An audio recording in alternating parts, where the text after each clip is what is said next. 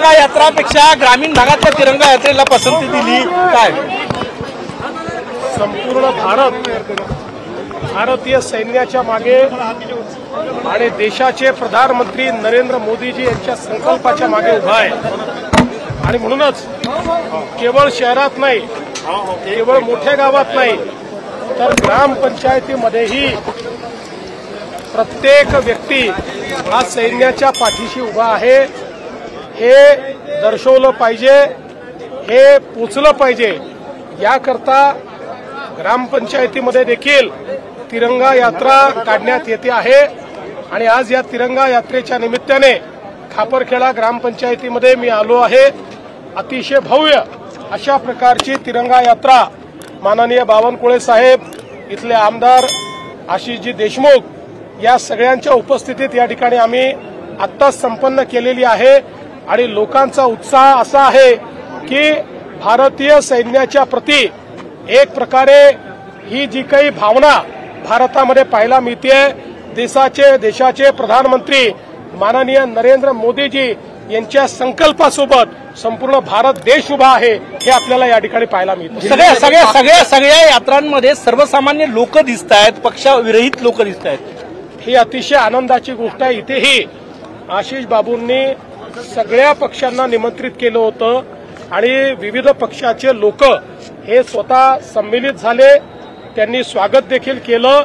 कारण हा पक्षाचा प्रश्न नाही, इथे पक्षाचा झेंडा नाही, इथे पक्षाचा दंडा नाही, हा भारताचा प्रश्न आहे। ही भारताची यात्रा आहे, ही तिरंग्याची यात्रा आहे। आमच्या गळ्यातही तिरंगा आहे, आमच्या हातातही तिरंगा आहे। आता उघड होत आहे आणि तिथले पंतप्रधानांनी अगदी कबूल सुद्धा केलं की आमचे तळ उद्ध्वस्त, आणि त्यांनी ते तळ रिपेअरिंगसाठी टेंडर सुद्धा काढलेलं आहे काल। आपल्याला हे पहिल्या दिवशीच माहिती होतं की ज्या प्रकारे भारताने हल्ला केला, आज भारताची जी डिफेन्स कॅपेबिलिटी आहे ती पाकिस्तानच्या 5 पट जास्त आहे। आज जगातल्या पहिल्या 5 आर्मीमध्ये किंवा नेव्हीमध्ये किंवा एअरफोर्समध्ये भारताची गणना होते, अशा प्रकारची भारताची परिस्थिती आहे। आणि म्हणून आपण ज्यावेळी त्यांचे युद्ध तळ उद्ध्वस्त करणं सुरू केलं त्यानंतरच ते वठणीवर आले, त्यानंतर त्यांनी गुडघे टेकले, त्यानंतर त्यांनी फोन केला आणि मग युद्धविराम झाला। भारतीय उत्पादनांचा वापर झाला डिफेन्ससाठी, त्यात नागपूरचाही समावेश आहे, किती अभिमानाची बाब आहे ही खरोखर आपल्याकरता अभिमानाची गोष्ट आहे।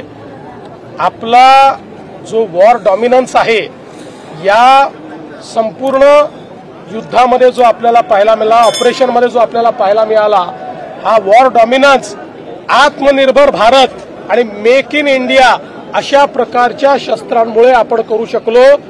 2014 साली जेव्हा देशाचे प्रधानमंत्री मेक इन इंडिया आत्मनिर्भर भारत म्हणायचे त्यावेळेस लोकांनी तो जुमला आहे असं म्हटलं, पण आज तो आत्मनिर्भर भारत आपण बघितला, ते मेक इन इंडियाची पॉवर आपण बघितली आणि आता तर जग म्हणतंय ही शस्त्रास्त्र आम्हाला द्या, हे भारताने करून दाखवलं। ब्राह्मोसची मागणी इतर देशांकडून केली जात आहे, बजेट सुद्धा आता वाढवलेलं आहे भारताचं। आपल्या सगळ्याच डिफेन्स कॅपेबिलिटीची मागणी आता जग करताय। जगाला लक्षात आलं की आपल्याला जर सेफ राहायचं असेल तर सर्वात चांगली शस्त्रास्त्र आता भारताकडे आहे। की आपण इम्पोर्ट करायचो, आपण काही देशांशी संधान साधलाय आणि एकीकडे तुर्की सारख्या देशांवर भारतीयांनी स्वतःहून पुढाकार घेऊन बहिष्कार। मी तर भारतीयांचं अभिनंदन करेन की तुर्की सारखा देश जो विनाकारण दहशतवादाला पाठिंबा देतोय, मानवतेच्या विरुद्ध जो अपराध आहे त्या अपराधाला पाठिंबा देतोय, त्या तुर्कीवर अघोषित बहिष्कार हा भारतीयांनी टाकलेला आहे।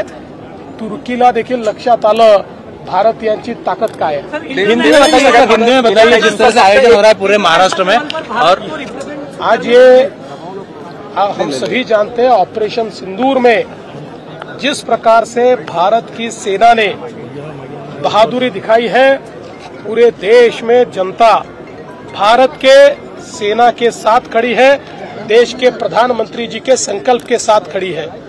और यहाँ पर भी हम लोगों ने ये तय किया कि केवल शहरों में नहीं तो पंचायतों में भी तिरंगा यात्रा निकलेगी। पंचायत के लोग भी सेना को धन्यवाद देना चाहते हैं, इसलिए इस खापरखेड़ा की पंचायत में हम लोगों ने ये यात्रा निकाली।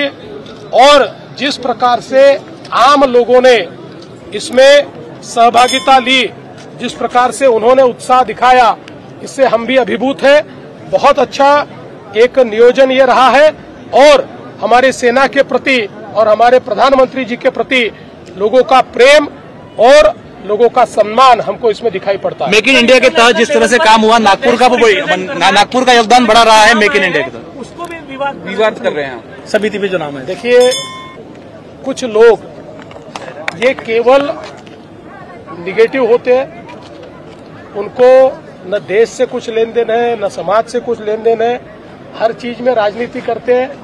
ऐसे राजनीति करते करते ही वो समाप्त हो रहे हैं, वो समाप्त हो जाएंगे।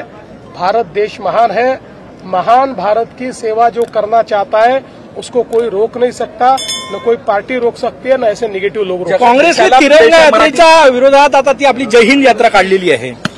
जय हिंद यात्रा काँग्रेसची यात्रा विरोध केला ना आता स्वतःकडे।